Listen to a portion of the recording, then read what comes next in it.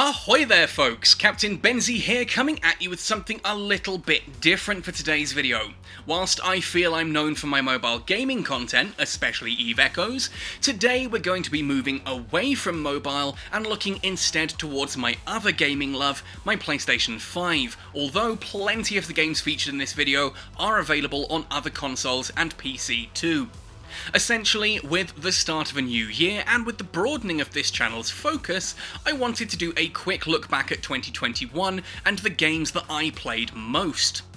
Originally, this video was going to be simply the best 5 games that I played last year, regardless of the year that they were actually released, but when I wrote the list it turned out that they were all technically 2021 releases, and you'll understand that technically later on. Now, if you're liking the broadening of the content on this channel, let me know down below, and if you'd like me to cover any of these games in more detail with a video of their own perhaps, please let me know that too. Alright, let's jump right into my top 5 PlayStation games of 2021. If you know much about my gaming habits beyond the mobile platform, you're probably aware of my deep appreciation of both the Souls-like and Metroidvania genres.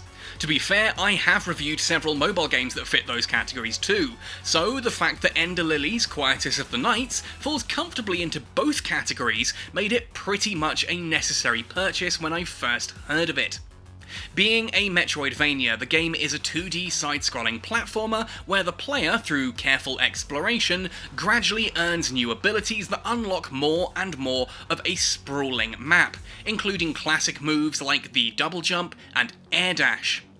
Unlike other entries in the genre, however, the main character doesn't actually do any of the fighting herself, instead relying on the spirits of departed warriors to fight for her, which means players get to unlock new combat abilities based on various enemies and bosses encountered, reminiscent of Castlevania Aria of Sorrow and more recently Bloodstained Ritual of the Night. The comparisons to Dark Souls and the Souls-like genre come in with the limited healing, the resting and resetting at checkpoints, in this case benches, the brutal combat, and the oppressive atmosphere of a fading kingdom. It is worth knowing, however, that death is not punished in any way in Lilies. In a word, Lilies' world is beautiful. The art style, the soundtrack, the writing, it all blends together into a melancholy yet moving world. Lilies doesn't add anything particularly new or surprising to either of its parent genres, but whilst the ground it treads may be familiar, it does it in such a beautiful and engaging way that every minute that wasn't spent cursing at another death to a boss was spent exploring a delightful world that gets almost everything right. Death's Door was one of those games that took me by complete surprise. On its surface, it's an isometric hack-and-slash game reminiscent of old-school Legend of Zelda, and if you've been sharp-eyed enough to spot the Hylian crest tattoo on my wrist, you should understand my stance on that particular series, so I knew I would enjoy the game, but it surprised me as to how much. You play as a crow, collecting souls for the Reaping Commission, a bureaucratic afterlife institution. A simple collection gone wrong thrusts the crow into a possible conspiracy regarding the disappearance of several crows and possibly even death itself, requiring the player to locate and reap 3 giant souls from bosses around the world.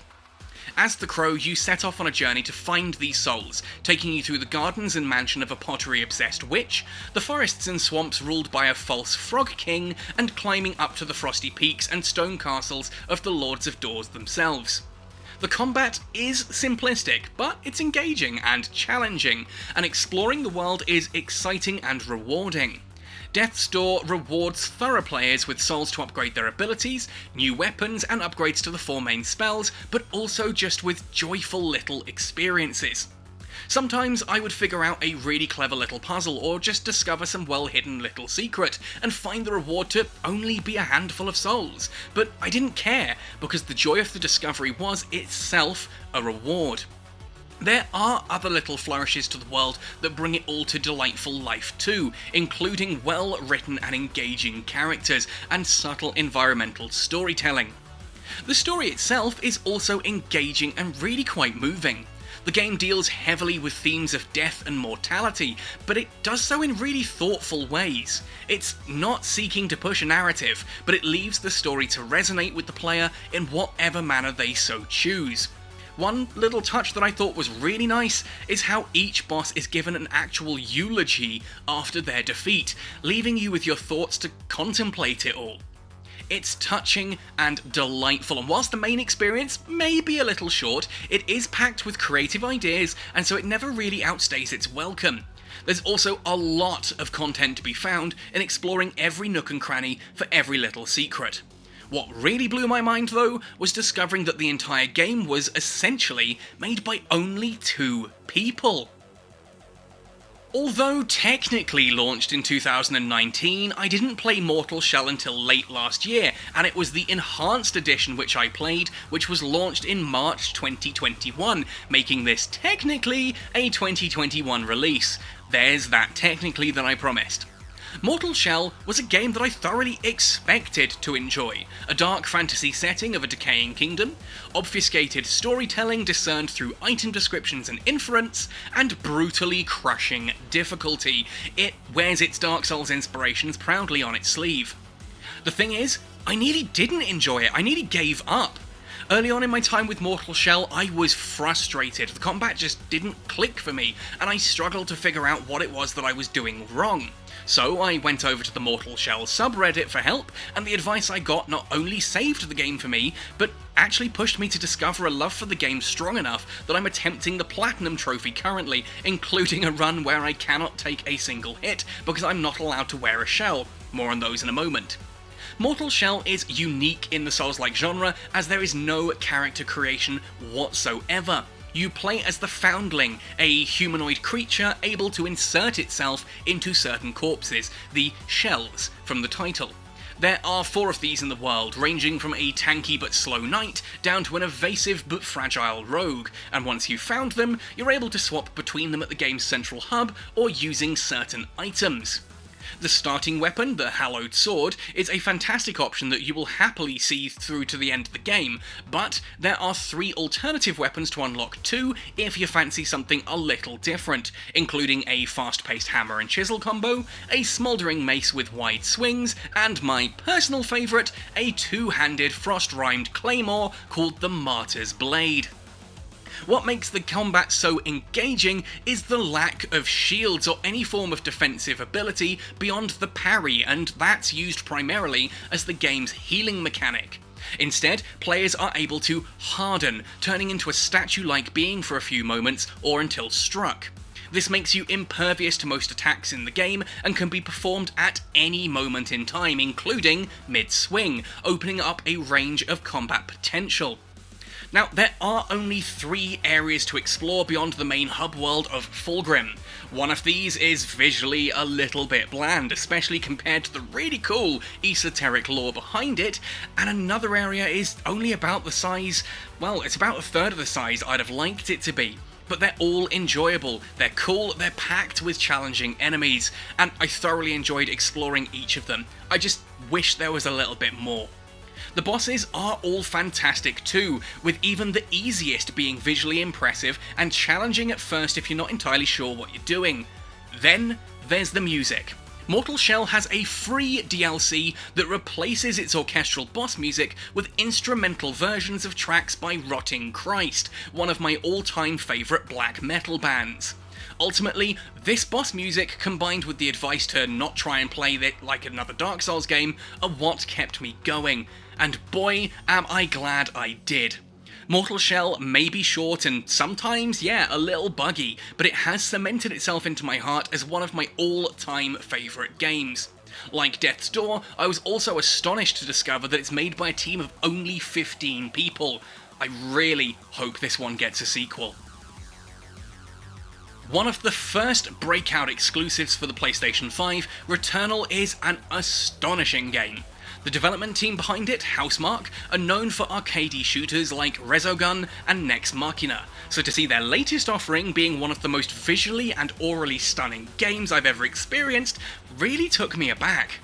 Returnal follows the story of Celine, an astronaut who has crash-landed on the planet Atropos and has gotten herself stuck in an unending time loop. When she dies, she finds herself back at her crashed ship and finds the world has shifted. Unlike most roguelike time loop games, however, Returnal does explain this all within the context of the game's story, and we join Celine in uncovering exactly what is going on here. Things take an almost horror twist when we start finding the bodies of Celine's past selves, along with various audio recordings of things that they've seen and done in the possibly endless loops before we even got our hands on the controller. Then we discover Celine's house, just sitting there in the middle of this rain-soaked alien forest. Things get weird, and weird fast, with plenty of twists and turns into surrealism and Greek mythology. It very swiftly becomes clear that not all is as it seems in this world, and symbolism runs rife as we begin to uncover what happened to the sentient race of beings that clearly once inhabited this world. What is so astonishing about Returnal, though, is how deftly and delicately it deals with themes of grief, loss, and depression without the usual force-it-down-your-throat gleefully approach that most games take. You should know that these topics are ones close to my heart, and so I'm always very happy to see them dealt with so subtly and deftly. The gameplay is also just incredible. Housemarque have taken their arcade bullet hell roots and transplanted this onto the framework of a 3D shooter. You'll be dodging and weaving through wave after wave of neon-coloured projectiles as you return fire with all manner of esoteric and exotic alien weaponry, from rifles that pepper their targets in hailstorms of pink crystals, to guns that launch pylons that arc electricity, or even guns that launch toxic green goop.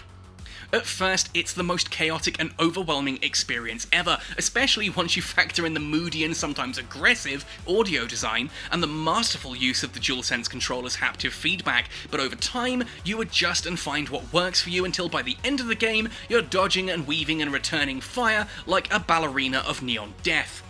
This is a feeling that I absolutely adore in games, going from being lost and confused, weak and afraid, to being a powerhouse, and the best games are the ones that do this without ever compromising on that difficulty.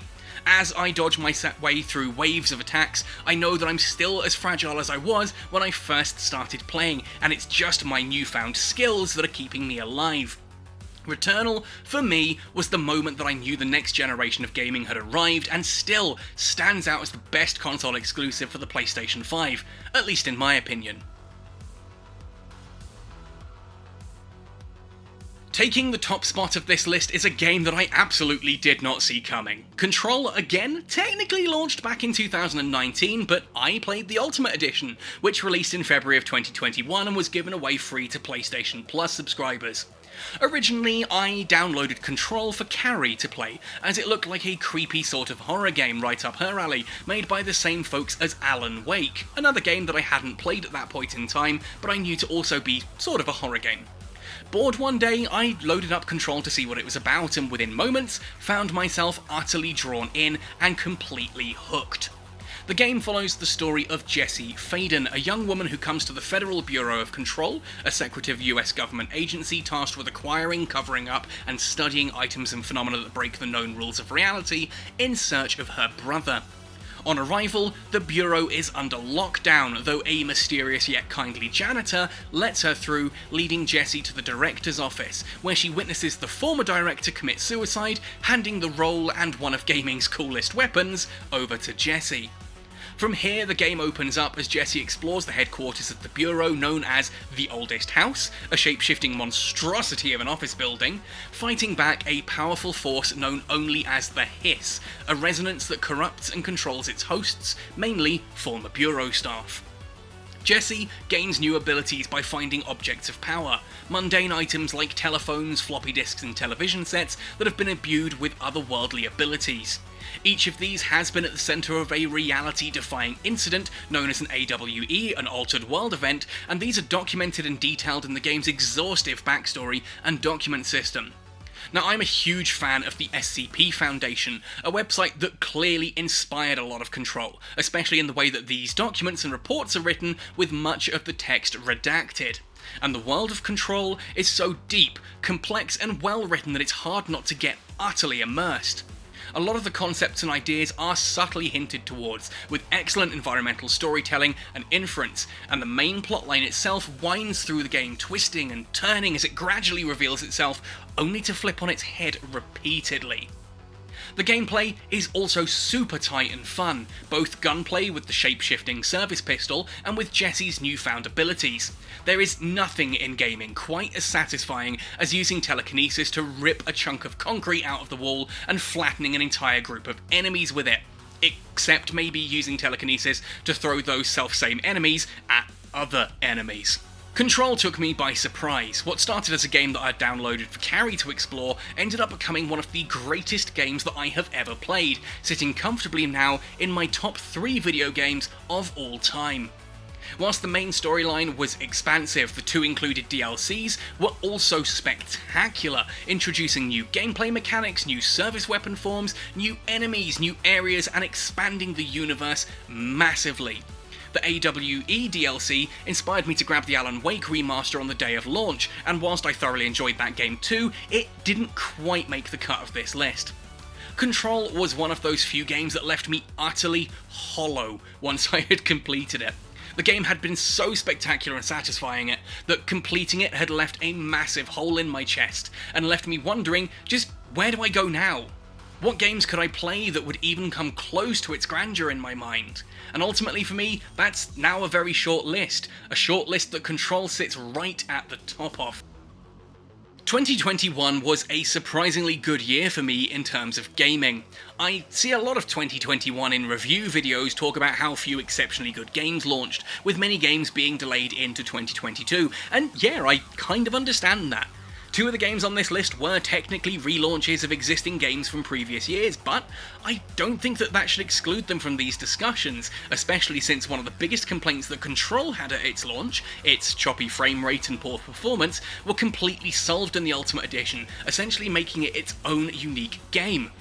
The list also doesn't include some of the other incredible games that I played throughout the year, like Deathloop, Kena Bridge of Spirits, and A Plague Tale: Innocence. I also went back over some older games I missed, like Infamous Second Son and Infamous First Light, Titanfall 2, The Sinking City, and a whole slew of others. Even though it's starting with both Horizon Forbidden West and the almighty Elden Ring, 2022 has got a tough act to follow from 2021. Now, these are of course just my own personal opinions, and I'm sure that each and every one of you has a different list. I would love to hear yours in the comment section below, just as I'd love to know your thoughts on my list. Anyway, thanks for watching folks, happy sailing, and see you all next time.